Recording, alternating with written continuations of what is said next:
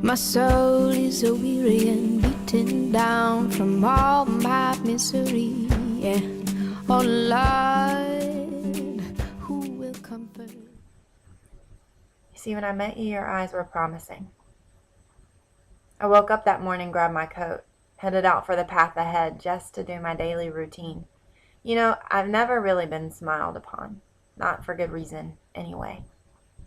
As I walked through the city to where we met, with eyes like knives, men stared and ladies whispered, I always feel like I'm caught in some gossip hate net. Even before I left that morning, he asked me, "You haven't told anyone, have you?" Of course I haven't. I've already been married 5 times.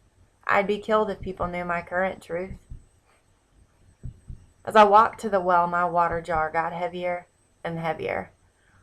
Or maybe my strength was just lacking. Whether it was the gravity tugging at my arms or that which tugged at my soul, I'm not really sure. And you approached me. You spoke to me, even. My eyes were too afraid to meet yours. They were not used to the gentle request that you would extend. First you speak to a woman not of your kind, then request water from me.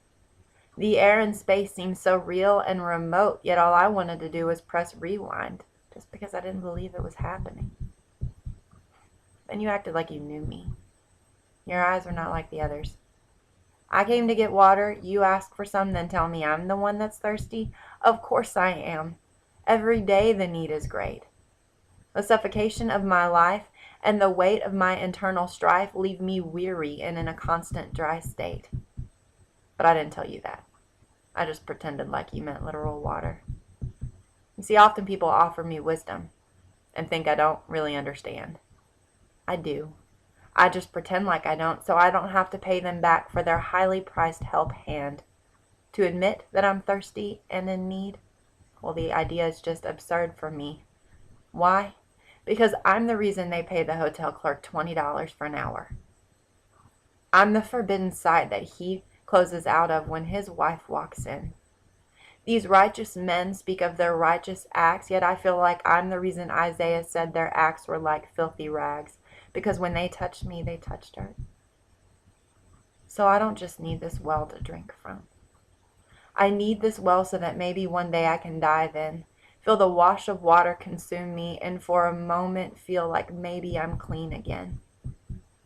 Even then, you told me you were it, the answer to everything. You looked right to the core of me. The hollow halls of this heart house have for years been cobwebbed and empty, and you're it? How many men have said that before? I've heard lies mixed with truth and truth mixed with lies. I don't even know why we speak words anymore.